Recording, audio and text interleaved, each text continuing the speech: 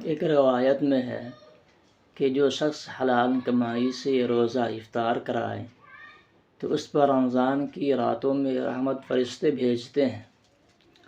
اور مزید بات تو یہ ہے کہ شب قدر میں حضرت جبرائیل علیہ السلام ان سے مصافحہ کرتے ہیں، اور جن سے مصافحہ کرتے ہیں تو اس کے دل میں رقت پیدا ہوتی ہے اور آنکھوں سے آنسو بہہ پڑتے ہیں۔ ایک مشہور محدث گزرے ہیں حضرت حماد بن سلمہ رحمۃ اللہ علیہ، وہ روزانہ 50 آدمیوں کے روزہ افطار کرانے کا اہتمام کرتے تھے۔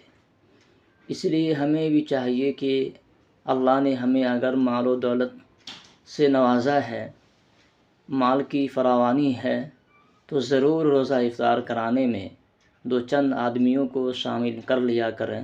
یقین جانیے کہ روزہ افطار کرانے کا ثواب بہت زیادہ ہے۔